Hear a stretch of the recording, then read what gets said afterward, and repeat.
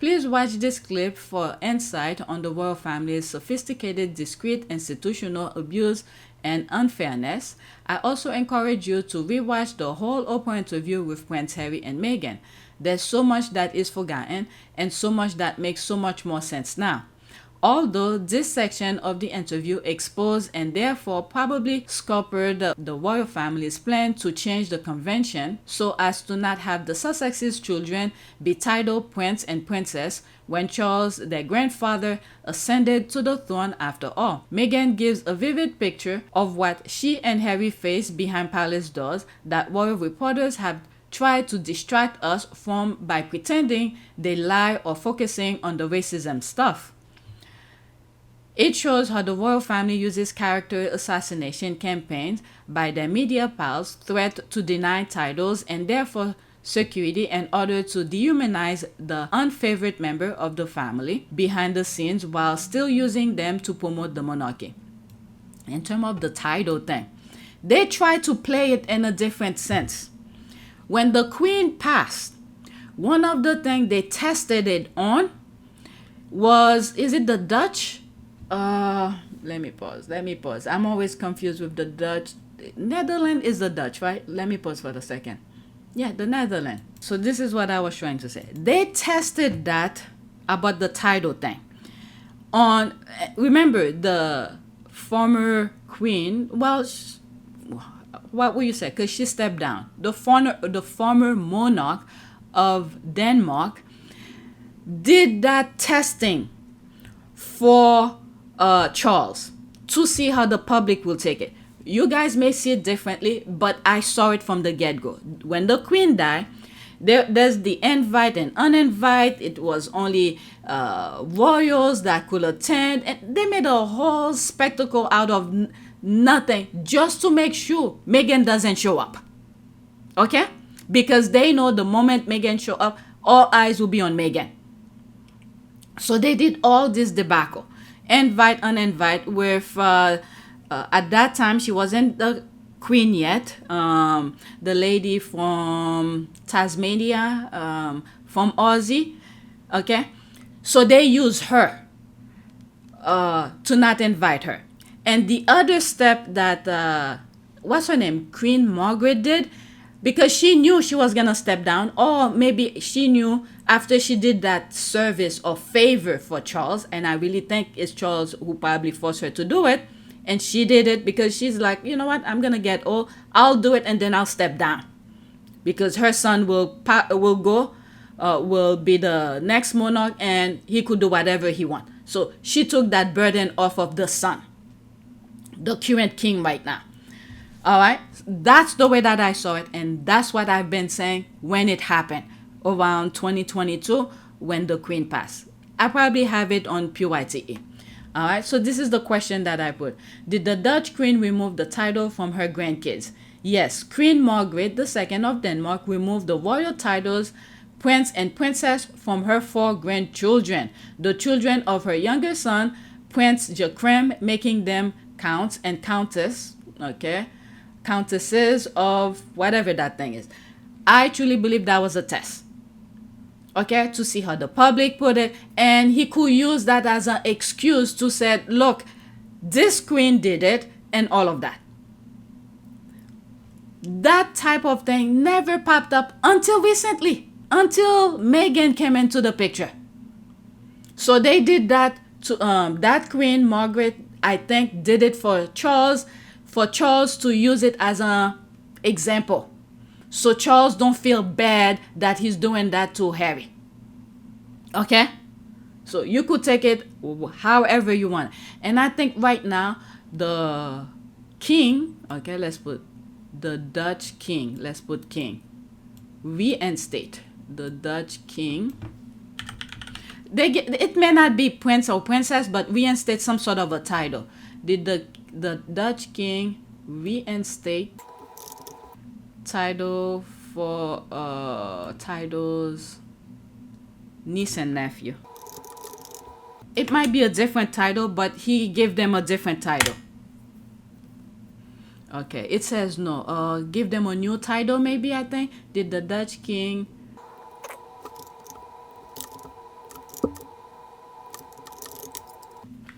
Okay. The Dutch king. Okay. Did the Dutch king give his niece and nephew a new title? While King William Alexander, is that the? Did I miss something? Netherlands? No, no, no, no, not the Netherlands. What's the other one? Okay, let me pause and get the name properly. This is what I put. I'm always confused with Denmark and the Netherlands for some reason. All right. Did the Denmark king give his niece and nephew a new title? Yes. Okay. Denmark's king Frederick the Tenth gave his nephews Countess Nikolai and Countess Felix a new honor by awarding them the Grand Cross of the Order of the Denborg in May 2025. That was last year. That was after his mother had stepped down. Okay? This is his nephews. Okay? His mother knew, or maybe she was forced to put, she knew she was gonna do that, or give Charles that favor as an example that he could use when he removed Harry's whatever title or whatever it may be. Okay, so she did that for him, and then she stepped down, and then he came up and then give them a new title, so he doesn't have to come with all the burden, because he already had trouble with his marriage and all of that. I cover all of this already. But anyway, let's go back to this. I just had to explain some of these with you guys. It shows how the royal family uses character assassination campaigns by their media pals, threat to deny titles and therefore security in order to dehumanize the unfavorite member of the family behind the scenes while still using them to promote the monarchy. Another thing I have to say as well, during the Invictus Canada, what is it? These two boys' father, who is the king's brother, went to the Invictus Canada. They were talking with he was talking with Harry and things like that. When I saw them talking, I was like, there's something. He went there for not, yes, the participants were in the game. And I also feel like there's more things. There's a message he probably came to bring to Harry. Okay? So whatever the confidentiality that was needed to be said, okay, from word of mouth, his brother had to bring the message to Harry. Again, this is just me talking nonsense. But when I saw it, that's what popped up in my mind. And I think that's the brother here. There's the brother. Okay, this is his son. And I think they are mixed. Okay, let's look that up too. Okay. The Denmark king's niece. Okay, the Denmark king niece and nephew. Oh, does he have girls? Well, let's just leave it. Or mix. Let's do that. Mixed race. I didn't even spell it properly. What the hell? Mixed race. King Frederick, niece and nephew are generally of European descent, but his brother, grandchildren, his nephew and nieces have mixed race. Okay, there it is here. So all of this underlying thing, they don't bring it up to the surface for you to see, but that was the underlying thing for them. Okay, the brothers' children are mixed race. There it is, background through their mothers. I'm telling you, these people are evil. Sometimes you have to look deeper into the nonsense that they are playing. They're really playing with people's lives. Okay? Yes, they are European, they are white, they are this, but there is a mixed race. If I'm not mistaken, one of the kids' children have Asian, some sort of Asian background. So this is the underlying thing here. This is why the former queen had to do that, in my humble opinion. Alright, so let's finish with this. Alright, of course, Harry and Meghan will not want to hard launch Archie's life as if he will be a public high-profile royal by parading him to the public at birth outside the hospital, if behind the scenes the discussion by the family was to delegitimize him, ensure he gets no security, and possibly subject him to the character assassination Harry and Meghan realized the royal family were allowing to happen against them, meaning that if this happened to Archie, he will be more vulnerable without security, They let Meghan and Harry be criticized to high heaven for treating and protecting Archie from a public glare that should not come without security and was reasonable if he was not to be a title royal. It's also highly manipulative that in laying the groundwork, royal reporters told us that Harry and Meghan did not want their children to be titled. Oh my, that's not true. Then Meghan said she want. Oh my God, that's a long one. She wanted that decision to be made by the kids themselves because it's their birthright. That's my... Okay, let's hope when I play this is what she says. And they silenced them from correcting that, so that if they did indeed change the convention and Archie was not titled, the public would be led to believe it was Harry and Meghan that wanted this and not the royal family, the firm. The institution will feign innocence. Yeah, everything that they do, they stand behind. They making it seem like it's not them, but they're the one who's stirring the pot. All right. It's only since leaving that Harry and Meghan have been able to say their truth against strong calls from royal family proxies for them to be private, be silent, hide the institutional abuse, which will eventually be directed at Archie and Lilibet. That video that I made, I copied by itself when Harry was promoting, I think, Spare, where he said to Stephen Colbert, when they first moved to the US, they stay quiet, but you hear the headline nonstop as if they were out. You hit on a really important point, which is we were forced to leave. We left in 2020. We moved out, we fled my home country. We moved to California. And for 12 months during lockdown, where we said literally nothing, it was relentless. And that was a real eye-opener for me. I never thought that we'd be away from it completely, but I did think that we would get some form of peace. But that's when I realized that actually our mere existence outside of that institutional control was more of a threat. And, you know, there's a similar thing that happened to my mum as well. And we hit on... All right, so let's listen to this. This is pretty long. That will be the last tweet for this video. What kind of protection did you want that you feel you didn't receive? I mean, they would go on the record and negate, like... Oh, what the hell happened?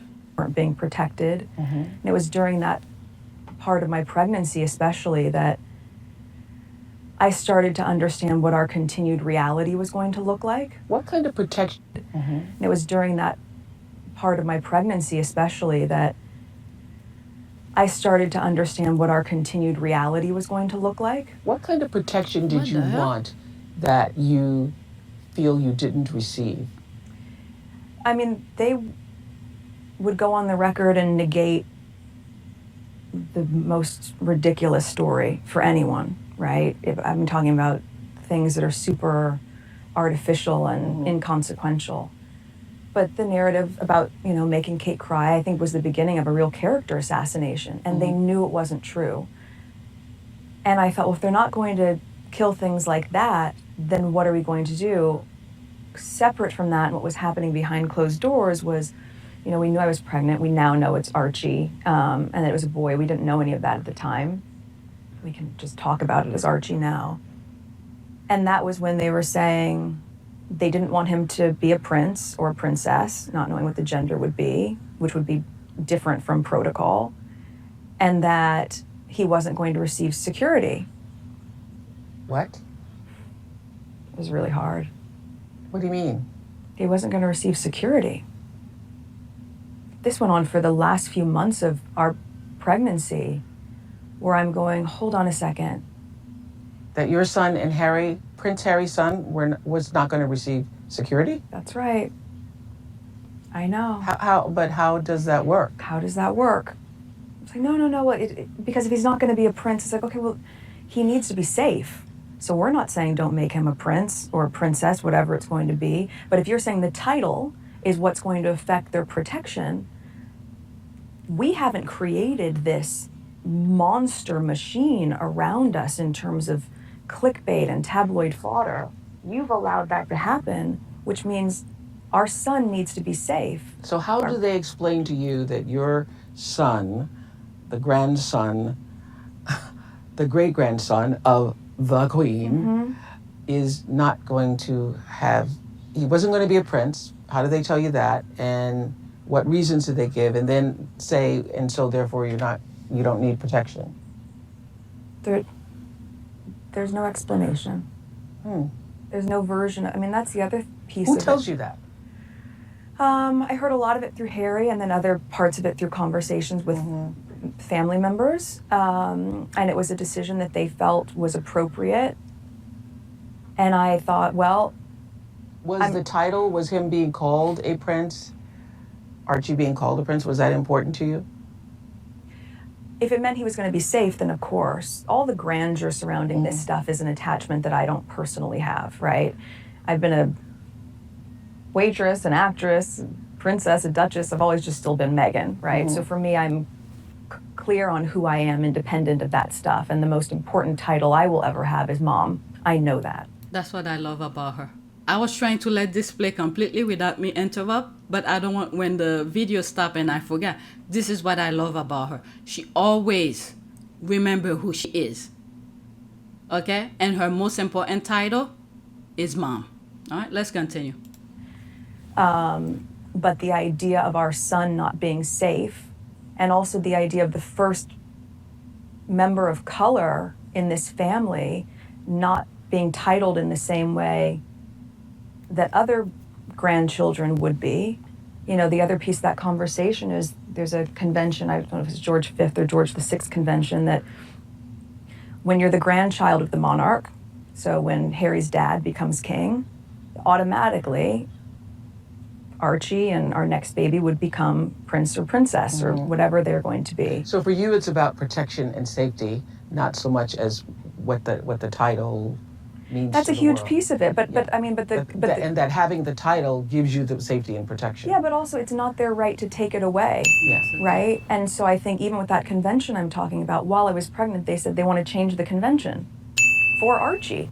Well, why? Did you get an answer? No.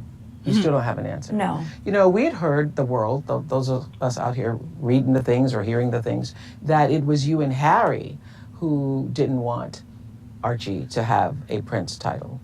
So you're telling me that is not true? No, and it's not our decision to make, right? Even though I have a lot of clarity on what comes with the titles, good and bad, and from my experience, a lot of pain. I, again, wouldn't wish pain on my child, but that is their birthright to then make a choice about. Okay, so it feels to me like things started to change when you and Harry decided that you were not going to take the picture that had been a part of the tradition for years. And We weren't asked to take a picture. That's also part of the spin that was really damaging. I thought, can you just tell them the truth? Can you say to the world, you're not giving him a title and we want to keep him safe? And that if he's not a prince, then it's not part of the tradition? Just tell people and then they'll understand. But they wouldn't do that. But you both obviously were aware that that had been a part of the tradition, and was there a specific reason why you didn't want to be a part of that tradition? I think many people interpreted that as you were both saying, we're going to do things our way, or we're going to do things in a different way. That's not it at all. I mean, I think what was really hard, so picture now that you know what was going on behind the scenes, right? There was a lot of fear surrounding it. I was very scared of having to offer up our baby, knowing that they weren't going to be kept safe. All right, couple of things. There was an image that Omid Scobie put out a couple years ago. It was him and the audience, what would you say that? The paparazzi or the people taking pictures, the royal voters in front of the hospital. And you see, I think it was somewhat of a behind him. And you see Omid Scobie there. And you see all those people in front of the hospital waiting for either William to come out with one of the kids or things like that. And you could understand the fear. You don't know who's in this group of people who might do something stupid. And the other thing as well, where Meghan said, just tell the people the truth. This is the thing. These people cannot tell the truth, and then they're hiding behind lies, and then they are afraid for people to fight back. All they had to do is tell the truth and people will move on. So let me read some of these here. I didn't want to go it. Okay, I think that is what's happening to former Wessexes. Yes, I considered that, but I think for different reasons and without the gaslighting and hostile intentions. For instance, I think that was motivated by the genuine desire to slim down the monarchy, and that the children of Edward, as the last of the 4 sons of the Queen, would not be used by the monarchy, and so will not have a security risk. But I'm pretty confident that King Charles intends to use both Prince Harry and Meghan to work for and promote the monarchy, and that their children will be used for and written about to help its profile as diversity embracing and inclusive monarchy. I do think concerns about their skin tone meant that still, on the other hand, wanted to unfairly delegitimize the Sussex children and have their cake and eat it. Unlike the Wessex children, I think they be served up to the media negatively and as distraction to ensure the Welsh children will be protected. So I won't claim they had the same treatment as the Wessexes, who have not been subject to a smear campaign from inside the house. Not too long ago, I saw a picture. I don't know if it's her, but that's what the picture claimed, the caption claim of the picture. Edward, the Wessex, the daughter, sitting somewhere in a train with a laptop. It's probably in one of my videos from last year. Slimming down may have been a consideration with Harry and Meghan, but I also think that they were hedging their bets in case the kids were dark-skinned.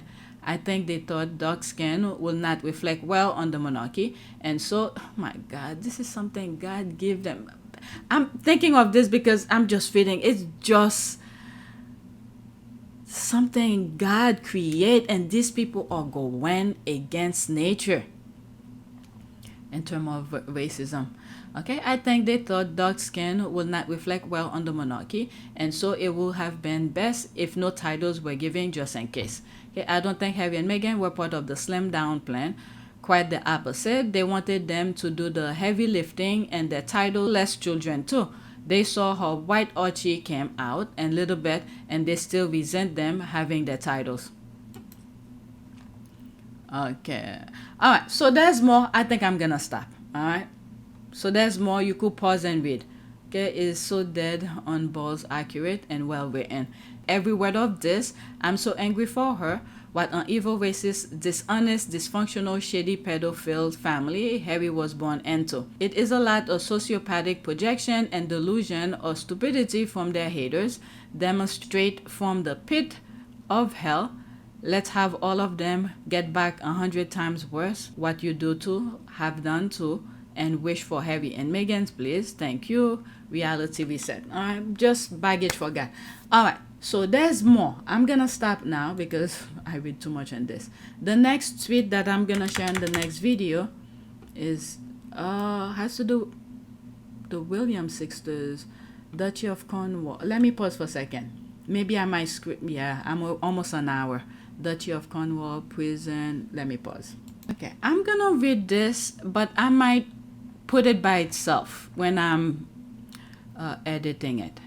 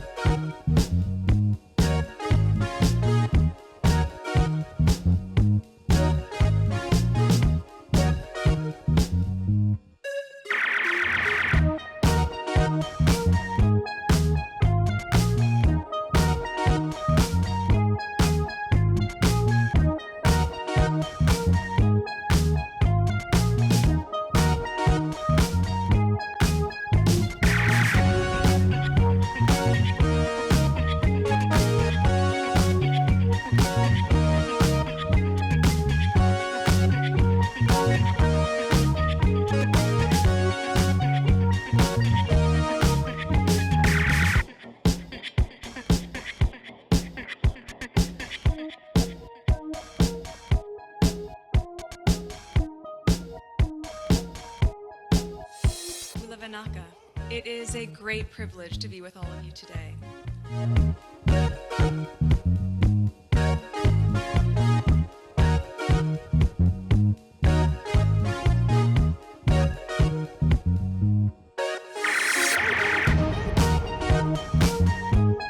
You know, we ask for forgiveness and please come back.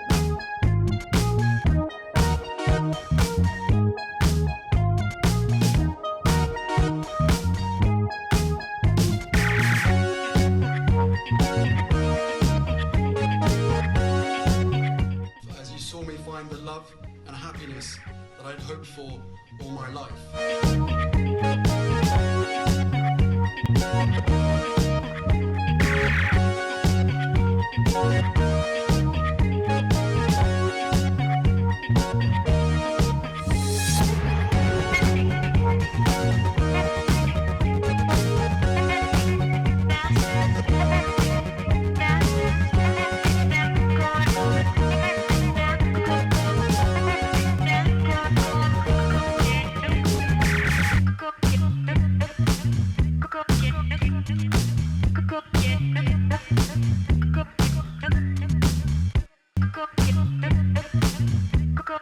You are all in this together.